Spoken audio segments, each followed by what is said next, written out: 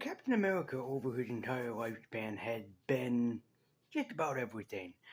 He'd been an Avenger, he'd been a part of the Defenders for a short time, he's a World War II veteran, he fought aliens and world conquerors, he has been everywhere and done just about everything. But it's kind of funny. What if Captain America was never an Avenger? What if, in fact, he was like a Ghostbuster, for example? What if that ever happened?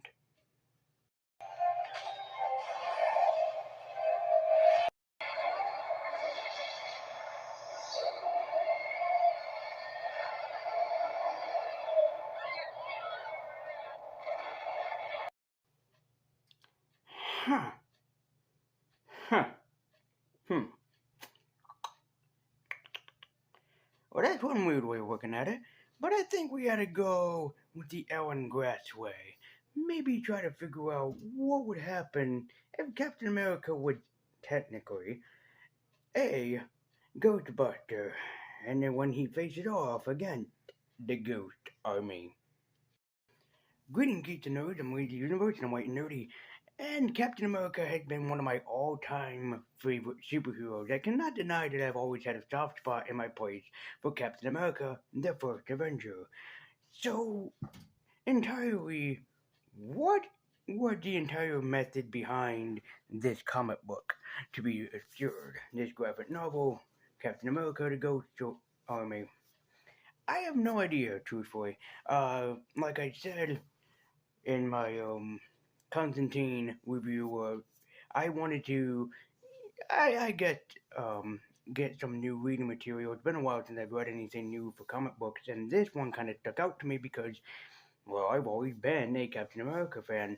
And flipping through it, it kind of pays respect to the old days of Jack Kirby and Joe Simon, who used to write for Captain America long before Stan Lee ever came into the picture. So the entire purpose behind this is Captain America during World War II. You get to see him with his Howling Commandos, like you did in Captain America: The First Avenger. You even get to see Bucky in his traditional costume. Until Bucky tells the ghost story, and it turns out that the ghost story was real, and it's up to Captain America and his team to fight off against them. But it's not just like, oh, like a Scooby Doo type of mystery where you have to find out where the ghosts are coming from. No, no, no. It's even more stupider than that. It's Baron Mordo. Yes, Baron fucking Mordo summoned ghosts to fight Captain America. Because it's this whole thing about him conquering the world. I think Dormammu, let me just take a quick look. I think Dormammu is in this? Maybe? Is Dormammu in this? I just want to see real quick. I don't think so. No. Well, that's Miles. That's not a part of this. Oh yeah, he is. He even does it for the Dread Dormammu. It's like, fucking really? I do like that, Bucky got to meet a Hispanic woman that he almost fell in love with. That was kind of cute. Their chemistry was pretty adorable, so I did like that. But as a total, Captain America: The Ghost Army, um, kind of similar to Constantine, the Soldier of Illusion, is that it's a pretty decent story, but it doesn't have much really to go on. I mean, I admit that Alan Grant trying to pay homage to the days of Jack Kirby and Joe Simon, that was really good. That was really cool. I like that. To be fair with you guys, I really was like, okay, I can see where this is going and everything. But then when they introduced, Baron Mordo, I'm like, wait, Cap wouldn't meet freaking Doctor Strange for like 40 years from this point, in a sense. If like, so how in the world would he know who Baron Mordo is? And then especially when he met the Dread Dormammu, again, somebody that he wouldn't meet for like 40 years in the comic book. And I'm like, this is kind of dumb. Like, after a while, it kind of hit me like, this is kind of dumb. I really do like that, it is a homage to the golden age of Captain America, which is really cool by me. Especially when Captain America was first created, according to Stan Lee, is that he was the super soldier, the guy that kids could look up to. In his first issue, if you remember, he punched Adolf Hitler. He was on the cover punching Hitler, strung right the fuck out.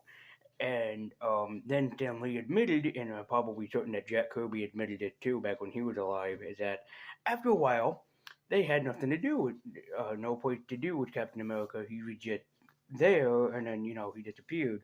But like me, Stan Lee really did like Captain America, and he kept him around. So I do like that. That is the entire purpose of Alan Grant, for that he's like, what if I go back to, the golden age, but I kind of mixed up the story a little bit? What would that create? A kind of confusing story. Truthfully, if kids like it, because it is a kids graphic novel, it is made by graphics from Scholastic, so I mean they do a lot of this. I can't lie that the artwork by Brent Schoonover, is that how you pronounce his last name? Shinobu? I don't really know. His artwork is very, very great. He's not exactly Jack Kirby. Then again, who can be?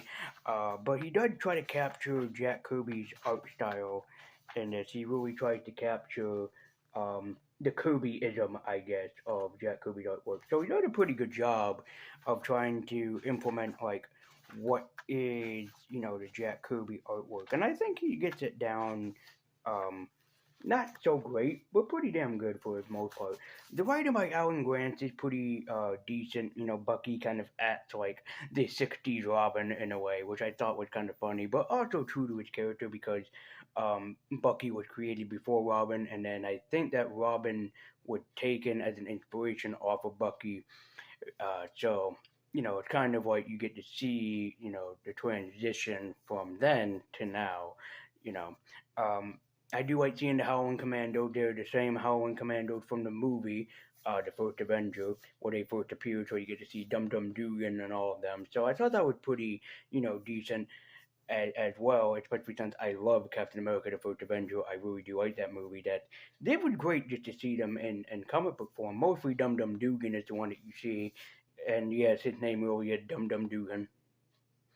If you can tell me what he was before he was the Howling Commando, you get nerd points.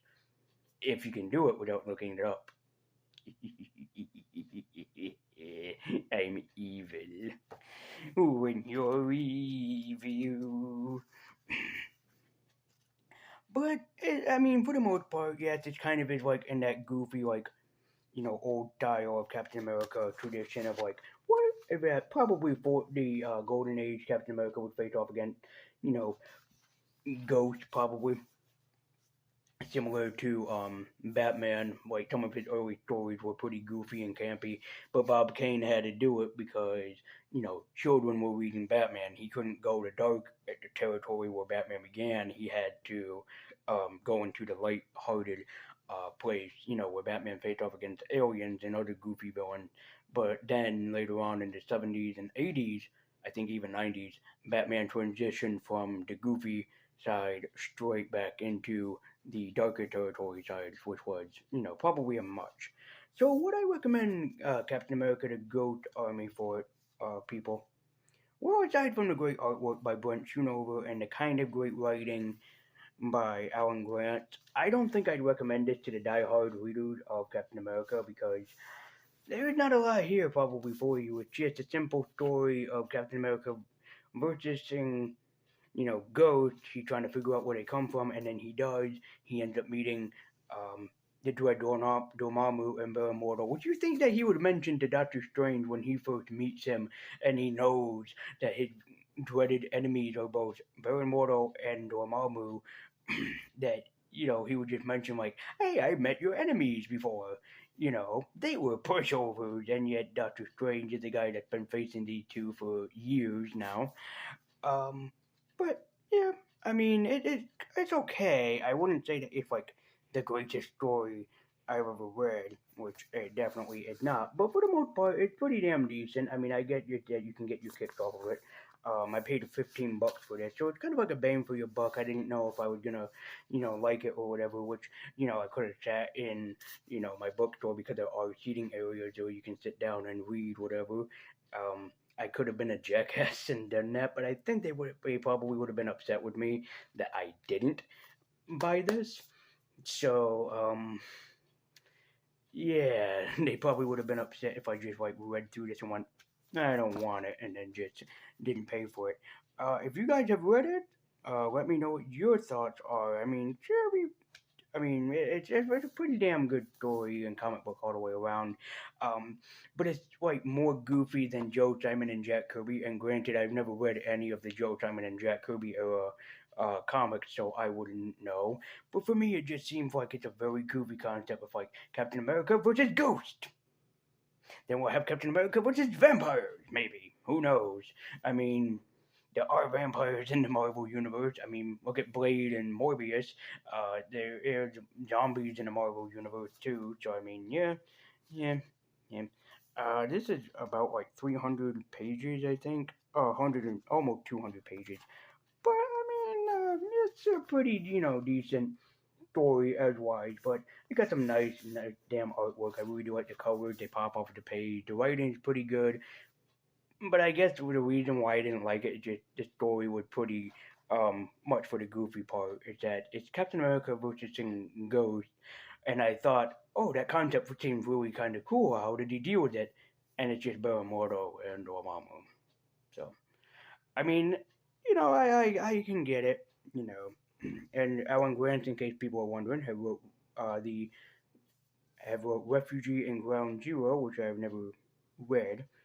Some people think that there's no actual things off of this, but oops.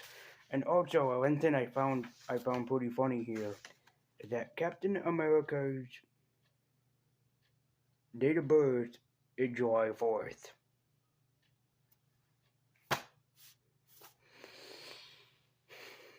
Funny. Very funny. Unless that's actually true, I wouldn't know, but funny. But yeah, decent artwork, a pretty decent story. But for me, it just was like once they revealed Bill Immortal, I wanted to throw down the comic book and say, I'm done. I almost did too. I almost threw this comic book down on the ground and just went, I'm done. Right when it got to that reveal of who was behind it, that it was Bill Immortal, I was like, so I put my hands up, I throw the comic down, then I start walking away.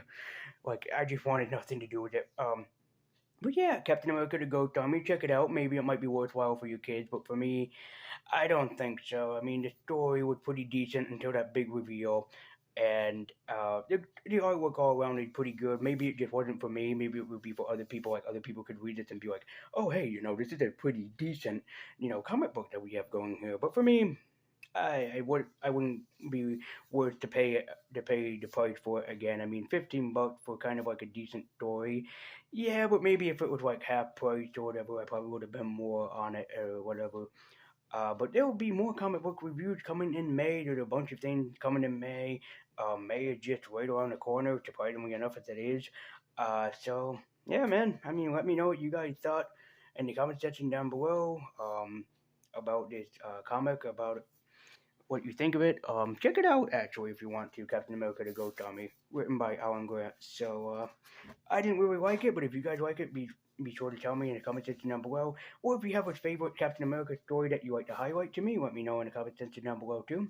Be sure to like, comment, and subscribe. Check me out at Twitter with the link in the description down below. And I'll see you guys next time. I've been Lee the Universe, I've been White and Nerdy, and more content is to come in May. Um, I don't think I'm doing anything for May 4th because May 4th doesn't fall on anything. If the 1st of May is a Monday, the 2nd of May is a Tuesday, no, that would be a Thursday. So probably don't expect anything Star Wars related from me. Maybe some year we'll get to like something Star Wars related, and I'm pretty sure that will make people happy. I'm not making any promises. But thank you guys so much for watching. I've been Lee the Universe, I've been White and Nerdy. Keep geeking on, and I'll see you guys next time. And check out some Captain America when you can. Also, if you enjoyed the joke of Captain America as a Ghostbuster, let me know in the comment section down below. Anyways, thank you guys so much for watching. I'll see you next time.